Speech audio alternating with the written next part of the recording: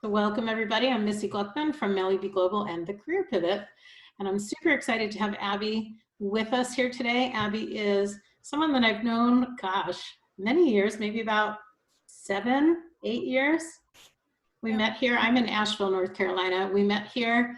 I think you had emailed me about working in the field or something. And then I suggested a conference that I was attending locally that was a pretty creative conference on education.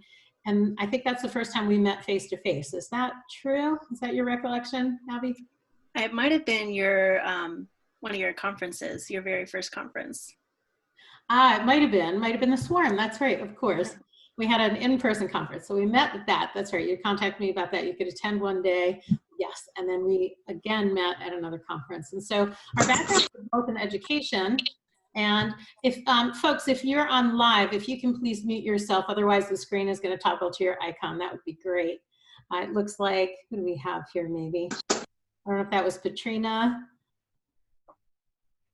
But if you could go ahead and switch your mics off. Let me see if I can find who that was. No, maybe that wasn't Patrina. Anyway, let's see if we can get back to Abby. Hang tight. Let me figure out how to get back to Abby in a good way. Abby, where are you?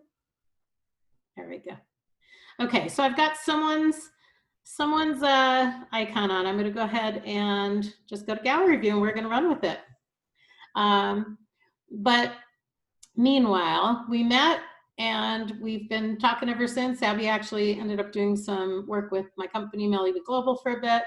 And she hails from Mississippi, a Southern gal who's now living in the Northeast and Western Massachusetts. She just completed a master's degree from the School for International Training. Congratulations. We can give her some love there because that is a big task. And she was working in the field, and during the pandemic, she was suddenly laid off while she was pursuing the master's to work in this field. And so, so it's been a whirlwind, hasn't it, Abby? Indeed, yeah. There we go. Okay, we can see Abby now. Great. So I have a few questions. You were laid off, as I said, during the pandemic, because of the pandemic, from a field that you really wanted to be in. You're pursuing the master's in it. So tell us how your new job came about.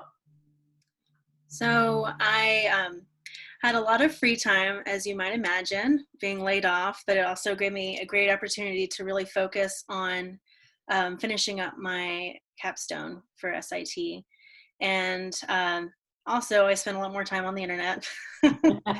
So I was looking at Facebook one day, and one of my colleagues that I studied abroad with in Argentina, she happened to post something about a job opportunity, say, come work with me on my team. And I had been, before I was thinking of, getting laid off and stuff, I was thinking how I could pivot. And I had been working a lot with databases and trying to transfer from one database to another as like the prime foremost, like the new database, for example. And so I realized, oh, that's really great. I don't know much about ed tech at all, besides that I use technology and also am in education. So that's wonderful. But I also was looking at, from the organization I was a part of, we used a lot of different vendors. We used so many different organizations. And so I started looking into those to see, other third-party providers might use it, possibly other institutions in higher education, things like that. And I started looking into tech companies like HubSpot or Salesforce or any of the ones that happen to show up in the top 100 best places to work, because that sounds nice, right? Right. And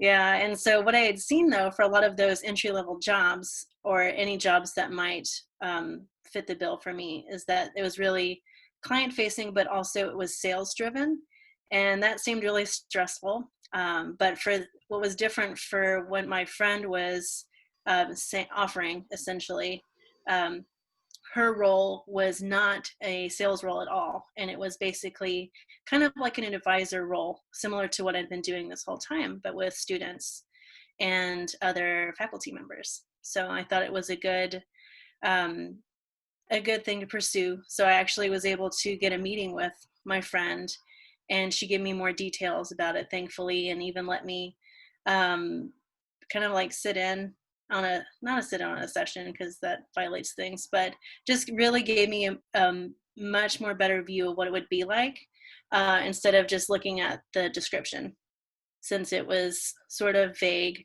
But it makes sense now that I think about it, because there's a lot going on, and there's a certain skill set you need to do or to have in order to be successful in that role. So it really just came out of nowhere, though, because I was not looking for keywords at all. My role now is called success coach, so I would have never known to look for that title at all. Right. Just remote jobs, ed tech, there's only so many things that can really pop up, especially for something that's really customer focused, that's not sales. So I was really thankful to have that opportunity fall in my lap and to be able to really kind of follow through with it. And so it's just really wild that it was someone that I studied abroad with in Argentina like 8 years ago, and then we became coworkers 3 months later. So in last July. That's amazing, right? So I jokingly call you the fastest and easiest career pivot that I know of, that you literally had a network, a contact through not someone you were particularly close with, but somebody that popped up in your view and was willing to have a conversation and give you sort of that chair side experience, to give you a little insider bird's eye view of what the job could be like, a little preview in an ethical way, right? So all these little hints. And sometimes I think with networks, we think, oh, well, I have to know this person well, or I have to do something for them, or they have to know me and my work really well. And that's not necessarily how it goes. So from the time, I'm curious, from the time that you first saw your friend's note on social media to the time that you were interviewed, what was that window like? Not long, thankfully, which is wild considering how I got my other job. Right? Very quick. But yeah, so she, as soon as I said I was interested, she took her post down and messaged me, and she's like, Abby, do it, And I was like, okay, well, what do they want? And she said, make sure that you say that you're willing to start as soon as possible, because it's not like I needed to turn in my 2 weeks notice to anybody. Since, at the time it was before the back to school rush, where everyone was figuring out what they were doing, and they're hiring so many different people. So that really made me go to the top a little bit more. And really just, she even said, for some insider information, like what the region would be like, which connected me to, I've worked with those types of clients before, for students and faculty living in Mississippi. So I tried to make a really compelling case by that. Of course, anybody could do well as long as they have great customer service, but being able to understand the person and the subcultures within the States is good too.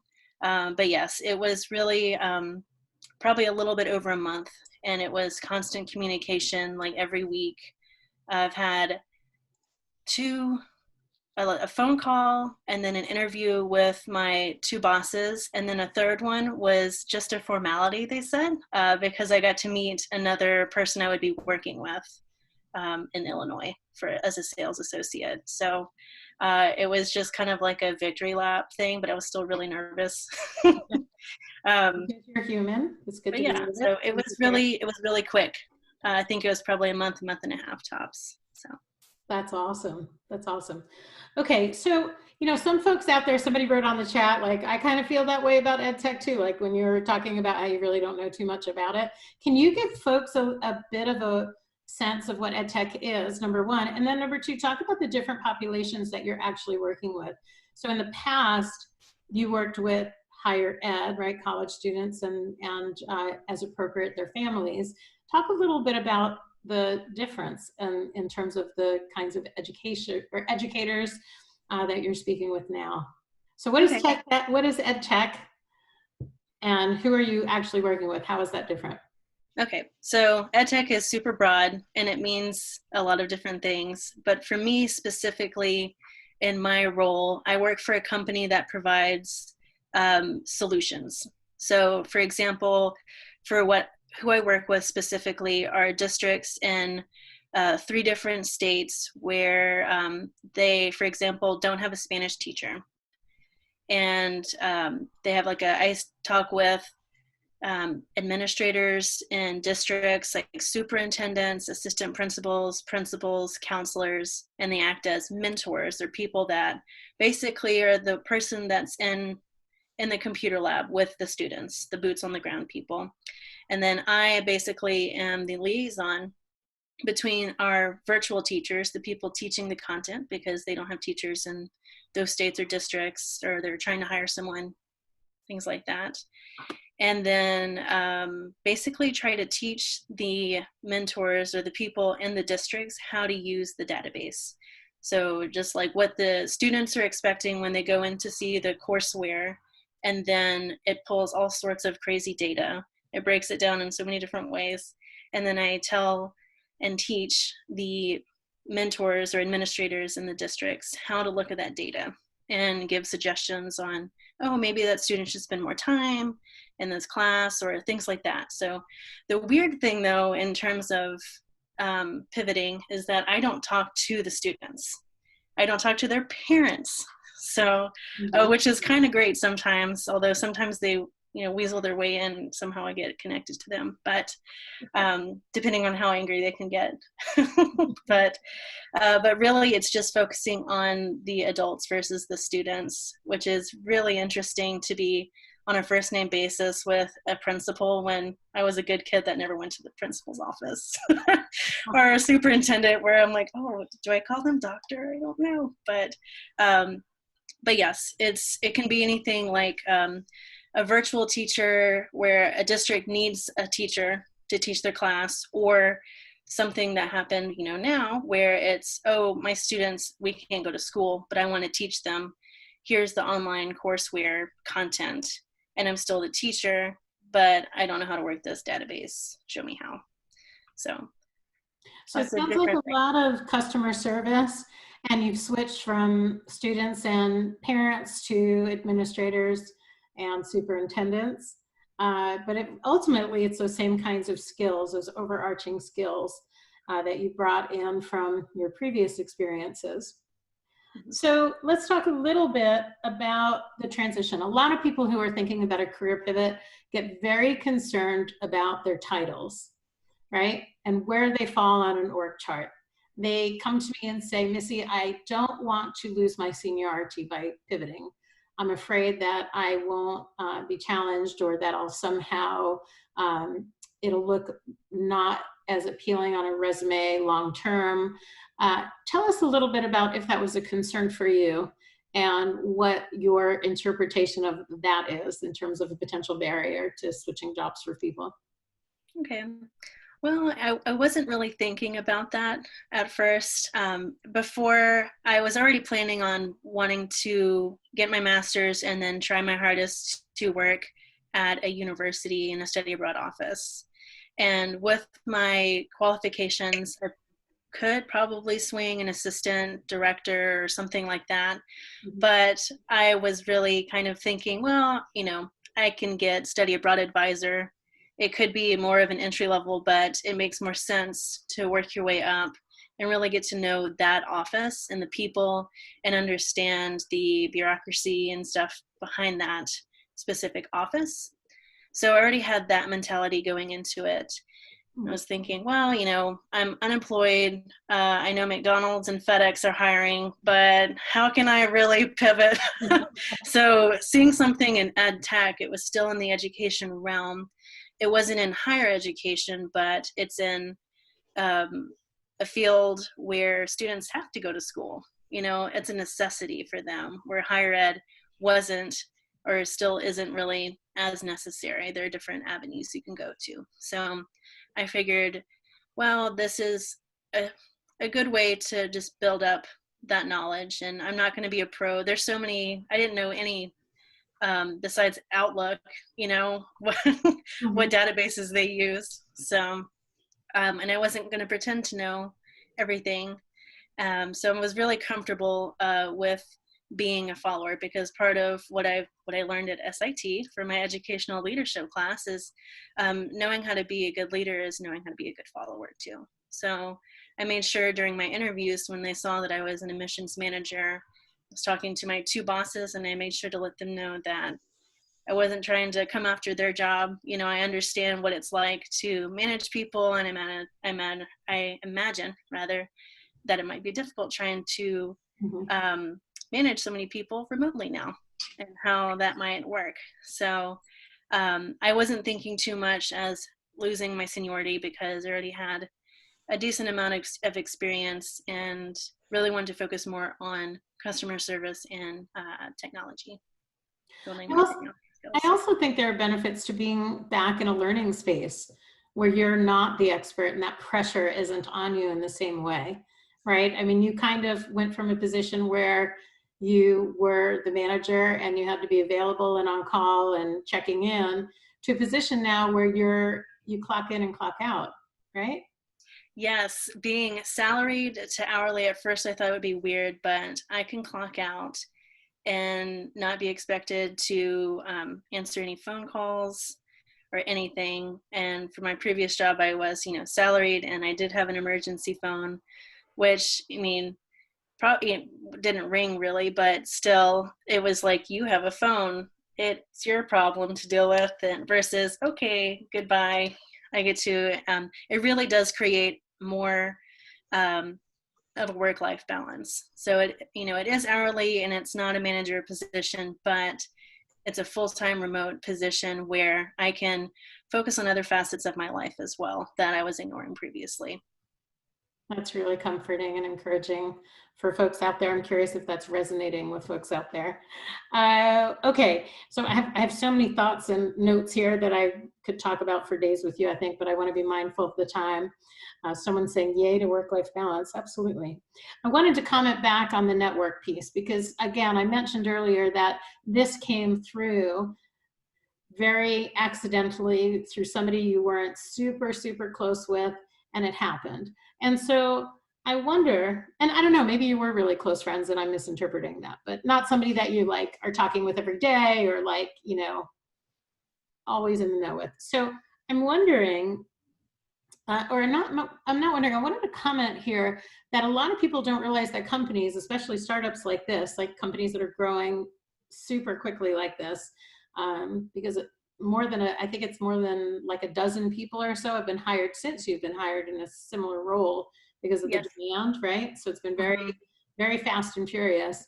And what people don't realize often in larger companies, and this is not really a thing with higher ed, where a lot of people who end up coming to these interviews, that's their worldview or their past experience, is that companies will actually incentivize employees to refer people because it costs them less than advertising out in the world, right? So if you know someone who works in a company, it may actually be to their advantage to help push your resume through or to share your information or to have that person name drop you when they apply, because there are sometimes hiring bonuses when you make a referral like that, or referral bonuses basically. I've seen them as high as $2,000 for uh, well, I mean, they're even more in large companies and higher positions, but it's a good thing for folks to know that sometimes when you think you're asking a colleague or friend or somebody in your network for some advice, it actually could potentially benefit them also. Okay, so Abby, let's talk here about what advice you would offer, and then we'll open it up to questions. If folks are interested in pivoting, regardless of the field, whether it's going from something like nursing, which is super high stress right now, to something completely different, or going from the tech ed scene to something else, what would you advise them based on your experience? I would just make a list of all the skills that you have, no matter how small they are, and also make a list of what you want to learn what makes you happy, Mhm. and try to see what kind of job might exist with those. So Lisa, who's on the call or was, she made a book recommendation, which I totally forgot the name of because I gave it to my sister who needed to read it. But I was like, oh, well, this is a great time to read that book. And it was essentially basically what I just said.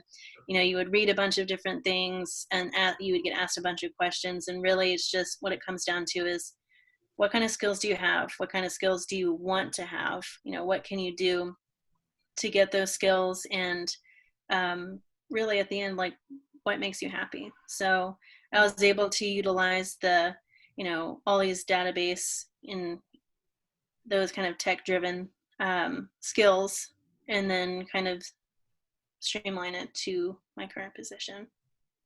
Awesome. So we're talking about doing an inventory. It's one of the things that we'll be doing in the Career Pivot course, is really looking at, and Lisa's jumping on and adding, it was Body of Work by Pamela Slim. That was probably.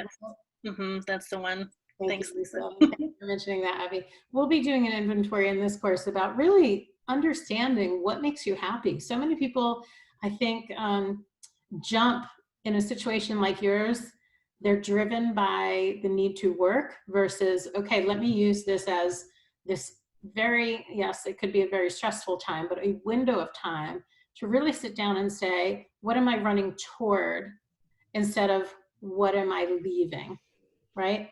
If you're miserable in your job and you're employed now, then we often just are like, get me out of here, and I don't care where I go. But we need to care about where we go, because that new place is the place where you probably, at least virtually right now, are going to spend more time with your colleagues and with your family and your friends potentially. So it's a really good point, looking at your skills and competencies. And those are two different things. Skills roll up into larger competencies. Competencies are much more about sort of the umbrella term for the things that fall under it. So maybe I'll do a blog post or something about that at some point, but we do cover that also in the course. Let's go to some questions. Abby, you gave such great information. Let's see what folks are curious about. And we have a question here. Did you significantly alter your resume and cover letter when you applied for this position? If so, how did you alter these docs? And I'm going to go to the gallery view. I'm going to invite people again to put your video on if you're willing to, so we can get a sense of who you are in the space and get some of your reactions too. But go ahead. Well, I didn't really alter my resume that much, just because what I had been doing was really tech focused. I, of course, made sure, based on Missy's previous work that I've been a part of, made sure to have all of the keywords. Sorry, I'm blanking a little bit. Made sure I had the relevant keywords from the position description match what I was doing and reflecting what I was doing with my former job. Most of it was database related anyways, but I made sure to tweak it just a little bit. For my cover letter, I made sure to highlight that I actually was working with high school students too. Most of the time we work with undergraduate students, but for me specifically, in my previous role, I got to work with international students and high school students. So I might have played that up a lot more, you know, but it still was okay. I mean, of course, it was completely different than trying to apply for study abroad, since I can't say I have a passion for studying abroad, but made sure at the end of the day, really, it's education and helping students reach their goals, their learning goals, and being there to support the student. So that's very helpful. And Abby's referring to some strategies that are really key once you find that place you want to be, once you find your new beacon that you're following, and you know your path. There are very specific strategies you can learn. A lot of it has to do with keywords. A lot of it has to do with those connection points. Like Abby is from Mississippi. This was a position conveniently that was serving that region, the southern region of the US. She was able to speak to that. And those are things that you can strategically do. what often happens, and this is something we also talk about in the career pivot, is that folks repeat their resume and their cover letter. We don't want to do that, especially when we're pivoting, because we get very stuck in the identity of our past jobs and we want to talk about how good we were at them. And the more we do that, the more we distance people's ability to see how good we can be in this job. Okay, we have a couple other questions. Feel free to also raise your hand if you want to just be unmuted, or send a note and say you want to ask a question. That would probably be easier, and then we can do some voice. We love that. Okay, same person is asking, have you gained any new professional benefits from working in industry now versus what the benefits you have had from your time working in higher ed? Loss or gain or no significant change? Good question. Well, like I said, I didn't know too much about EdTech before, so I get to sit in on meetings. So I'm a success coach, and I have like 20 other colleagues, but within the company, there's a lot of different products that are being offered. So I get to have state meetings with, for example, Illinois is another state I work with. And so on those calls can be from different departments, different sales departments, and then people that work even more in depth with training. And so I get to see different insights of what their roles are and how they help the company move forward, which I think is also a really good pivoting thing, is being able to work with different departments, whether you're in a study abroad department, working with faculty and staff to create a program, or working with students, or in consulate. You're really looking at what other people do and how that gets to the bottom line and how we help students.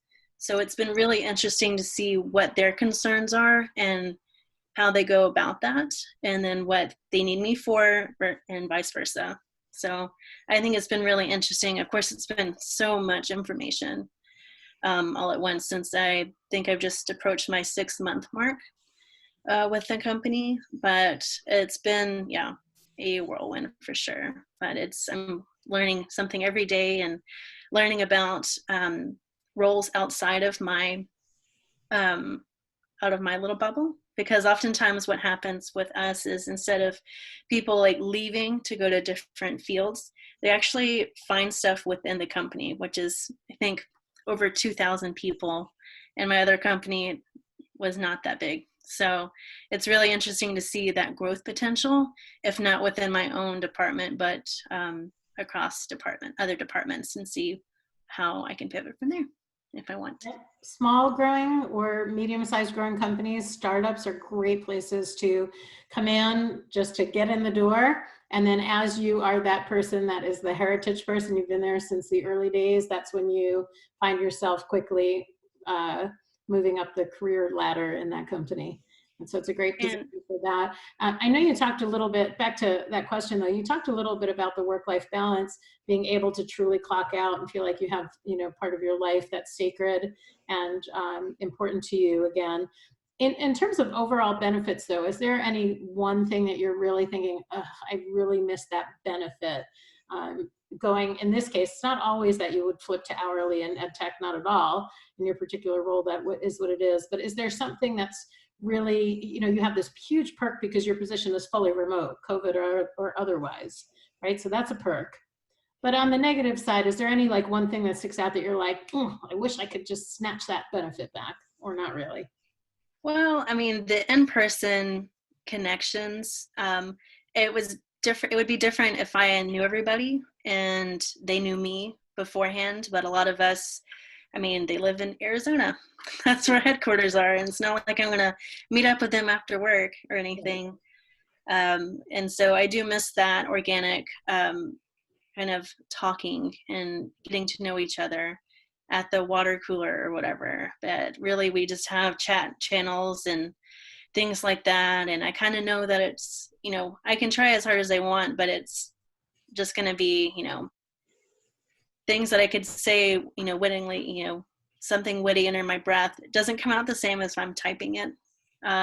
Or, I don't know. It's interesting to navigate, but I know that I need to be gentle with myself and not try to like force things. But other people are in the same boat too.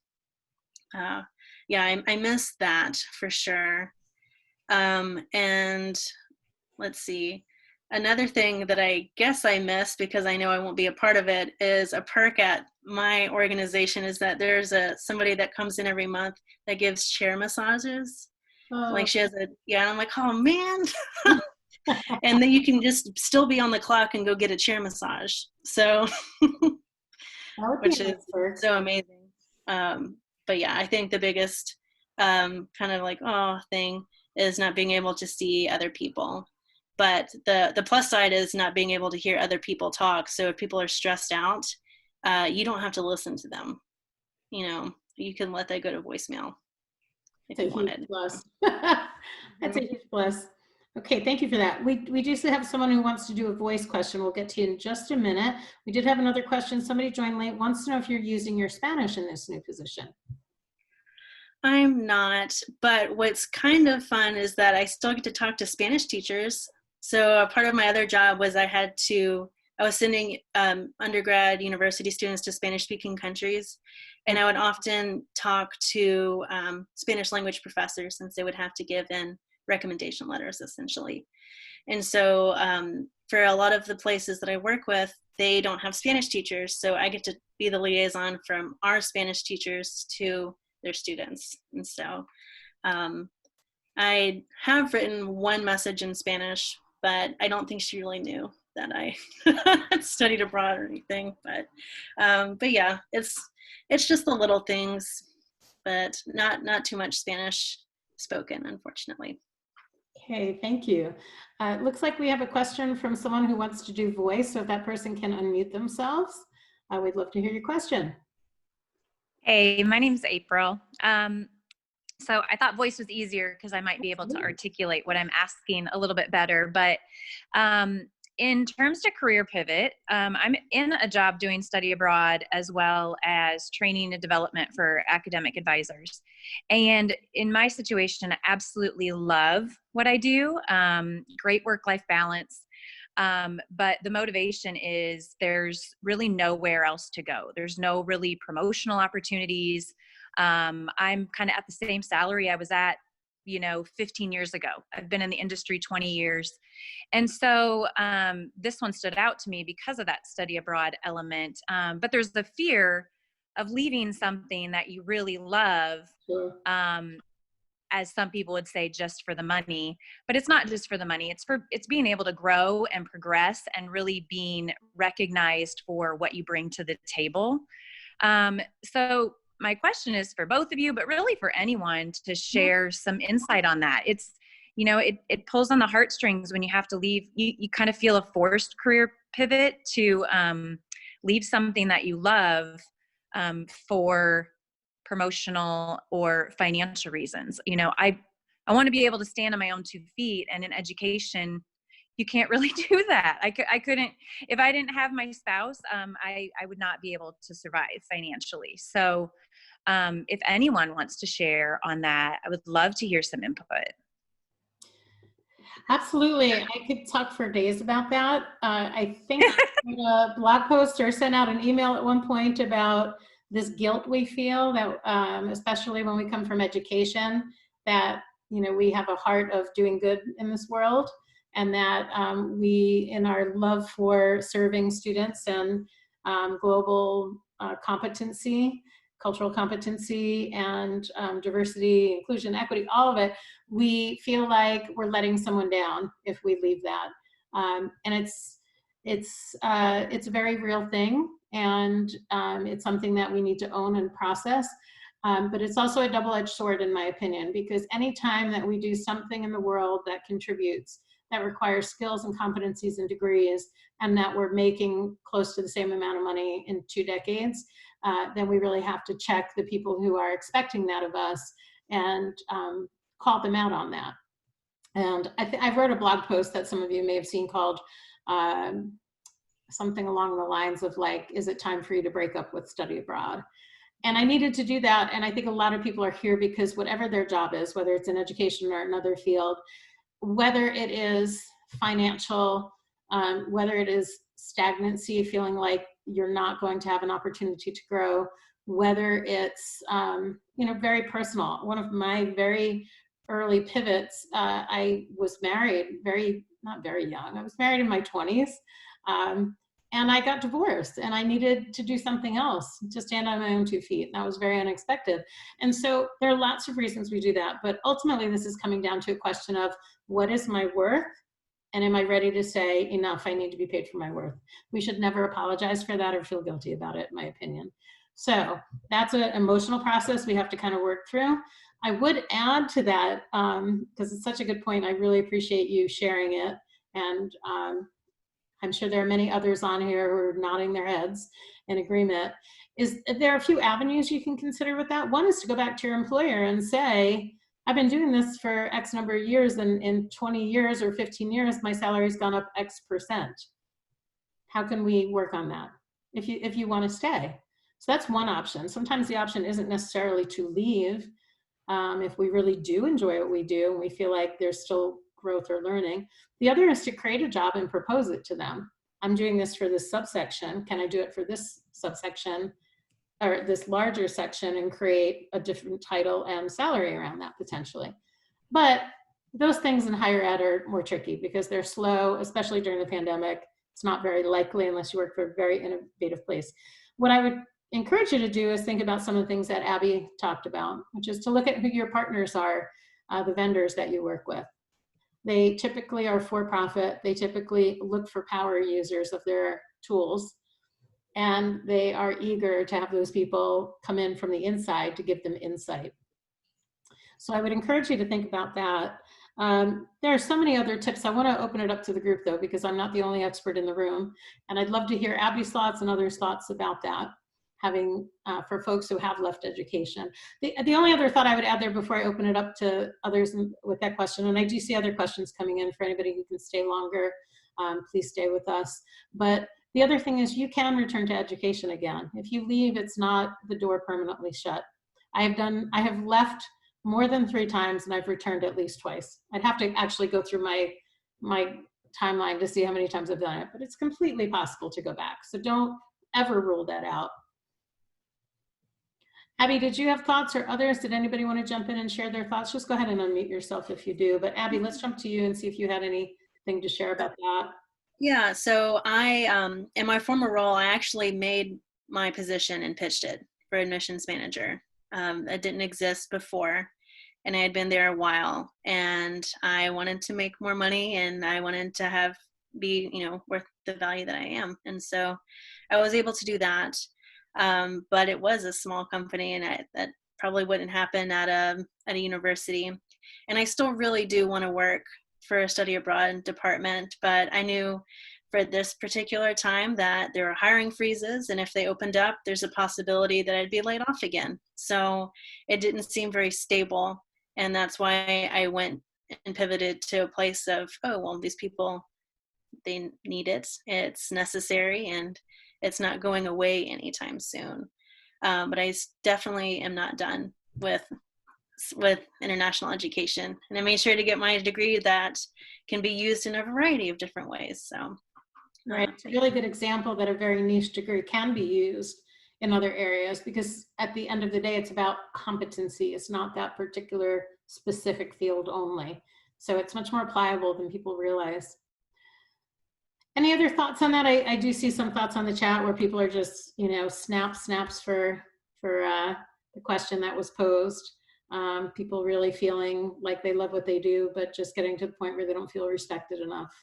And we all should be paid our worth, especially women. We all know that women make less than men for the same jobs, and that it is our responsibility to push back. One of the reasons women don't make as much, besides 100 reasons you all know about, is that they don't ask. They relate too much to the person doing the negotiating with and just want to focus on relationship. We always should push back and ask. Okay, I see there's another hand up. Let me go through the sequence of where I'm seeing things, make sure I'm capturing everything. I want to make sure we get through a couple more questions, and then we'll jump over to that person and ask her to unmute herself. Somebody's asking, what are your thoughts on posting your unemployed status or the fact that you're looking for a job on LinkedIn or Facebook? I haven't really wanted to do that for fear of seeming desperate and selfish. My thoughts are, if you are unemployed, shout it out to the world and your network will come and serve you and help you and support you and love you through it. There is no shame in being unemployed. There is no fear except the stigma that our culture puts on us, I think, for that. Abby, I don't know if you have any thoughts in your experience on that you want to share, but that's my 2 cents. I don't think I said I might have said I was looking for work on LinkedIn, but I did put that, the end date for my other job, which was a little sad. But the only thing that I didn't feel as bad about is because I was still in the process of getting my degree. So I was graduating in August, so it still looked like I was doing something with that gap. So that's just me. Yeah. I would suggest for anybody who is unemployed, instead of opening up your LinkedIn with that, you get to write that, like, here I am, and a little statement, a little snazzy statement.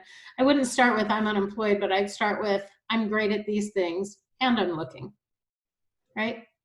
But for that person and anybody else in that boat, it lets people know that your network needs to show up for you. And then you can go out to your network and say, I'd love to talk with some of you. I'd love to hear what, like, you have this really interesting job title, success, right? Success is part of your job title, Abby, right? Like, what does that actually mean? How does that translate? What do you do every day? It's a great way to open up a conversation.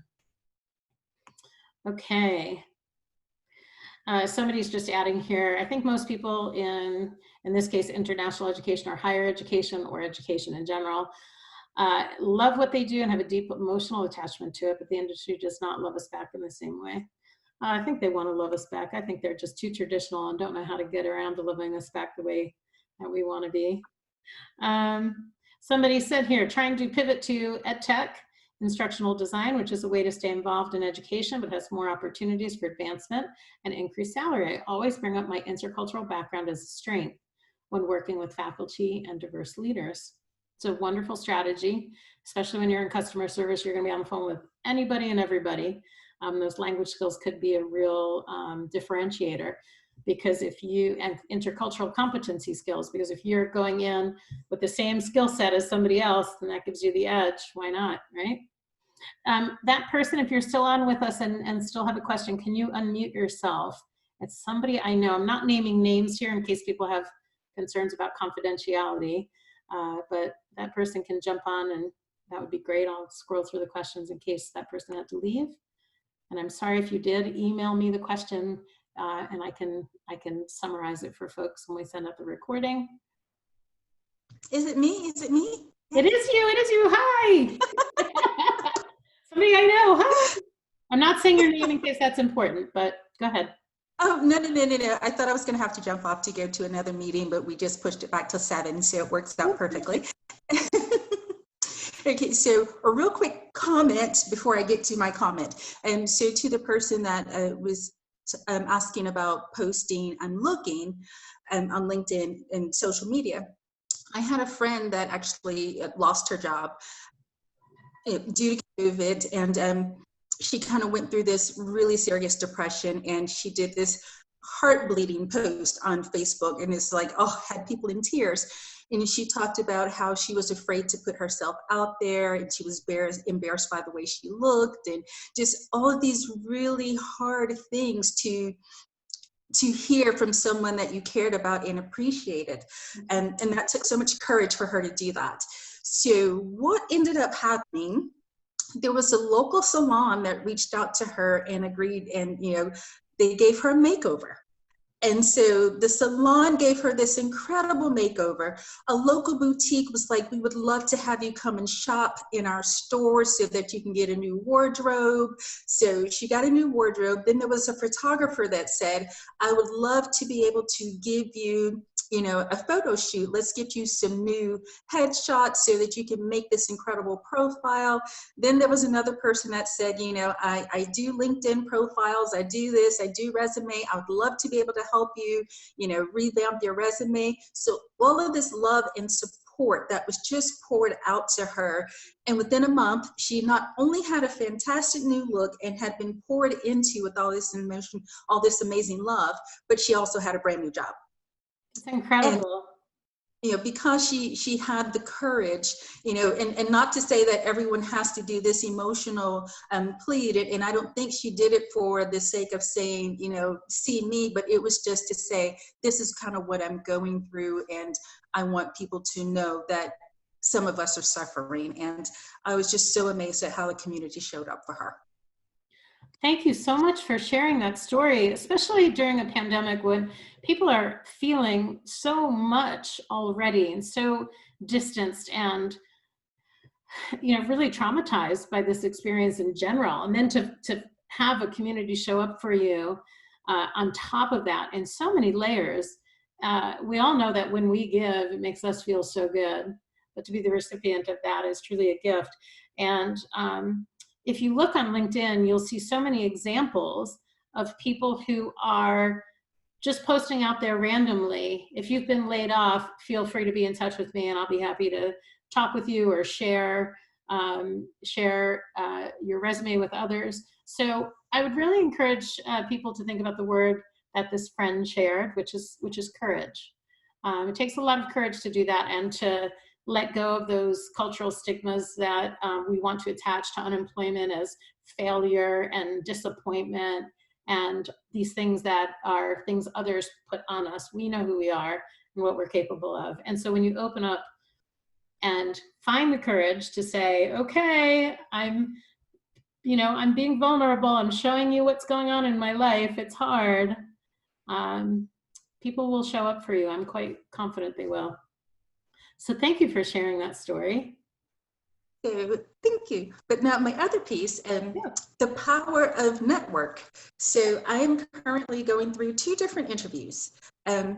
One is solely based on a network, and because I chose to keep saying to one of my former professors from SIT, I fell in love with her, and every now and then I just check in with her and say, hey, how are you and the family? You know, hope things are going well. And we would just periodically have these really quick conversations, you know, over the course of 20, 30 minutes, and that was it. So I got to the place where I was like, you know, gosh, I really want to go abroad. I have the compassion to do it. I think even in one of the conversations we had before, I was like, I want to go abroad. I just don't know how to do it. So the company that this professor works for, there was a position, and I reached out to her and I said, I know that I have sent you 100 people to encourage them. I said, now I'm the person that needs your support and encouragement. And I said, you know, there's this job that I'm really interested in. I have all the skills.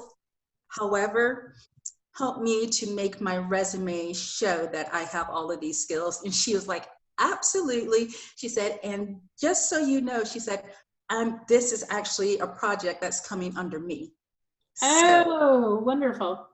And the fact that I'm like, I am so willing to travel, even in the midst of a pandemic, to go abroad and be on the ground and do all of these amazing things. And because I have the 2 degrees in which what the field is lining up for, the one component that was missing was the actual work. And she was like, no worries, because I know you have it. So she's been coaching me on this. And so I have one more interview for the company that she works for in this project that she's on. So that was strictly through network. The other position is an absolute pivot. Okay. This position is called a mortgage banking consultant something. I had no idea of what it was, but as I read the description, what I saw was training and development. Right. I know training and development, and so I took the chance and I applied for the job. Well, I'm in my 3rd interview phase for them. Awesome. They were like, we can teach you the mortgage side of the business. Because when they asked, they was like, what do you know about mortgages? I said, that I never want to have one.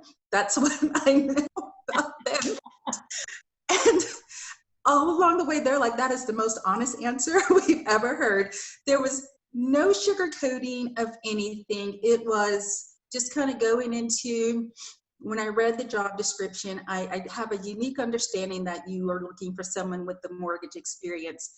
And I am so willing to learn that, because I'm a sponge and I love to learn. but the training and development, I have the patience, I have the time, I have the talents, and I have the tools. And it's because I was so passionate about that piece that I was bringing to the table that they've kind of overlooked the fact that I don't have that big mortgage banking experience. And so, yeah, I'm super excited because I took the chance to make that pivot. Even though I don't know or understand banking, I do know and understand training and development. And so I took the chance. It's a perfect example of how so many of us focus on the one thing on a job description we're not great at yet. And we overlook what our strengths really are, but we psych ourselves up, right? We prevent ourselves from just saying, I'll take a chance, I'll put my name in. So it's beautiful that you've done that. And it's an example of how you should put your name forward for things, even if you're thinking to yourself, there's just no way, right? It's a great example of how there is a way. And thank you for sharing it. That was terrific. Okay, I think that I've covered all the questions. Any last questions? Sorry, I forgot to put my main light on and I feel like I'm glowing in the dark here. Forgive me, so I'm playing with the camera. Any other questions, comments, tips for each other before we wrap? I do see somebody put their LinkedIn page on there. If that person wouldn't mind emailing it to me at missy@melliebeglobal.com. If I click on it now, unfortunately, I will turn the whole page over to that, and I can't do that right now, but I'd love to stay in touch with you. If anybody else wants to expand their network, feel free to quickly type your LinkedIn or your name or your handles on here. Any closing thoughts, Abby, as you've seen the kinds of questions folks have in this journey? That it is a journey. Exactly. And don't beat yourself up because as someone said before, we are in a pandemic. You know, everything is hard. We just got to do it one day at a time. Absolutely. It's hard enough without a pandemic, but thank you. Thank you for just reminding us that there's so much grace given during this unique time in the world, and a lot of love and support that if you put yourself out there, people will show up for you. And Abby showed up for me. I'm so grateful that she did. She actually was passing through town and we had a COVID style get together outdoors, froze our buns off here in North Carolina. And I was so happy to see her. So Abby, and I talked with her and I said, I have to interview you. Are you open to this? So Abby, thank you. I told her it would be a mere 30 minutes, but that didn't happen and she rolled with it. So thank you so much, Abby. Thank you, everybody who was able to make it live today and everybody who contributed. We'll look forward to seeing you. You'll get the recording, other career pivot information, tips, and throw your questions at us via email. We'll look forward to incorporating them into other emails and other interviews. Have a beautiful night or day, wherever you are in the world. And thanks again, everybody.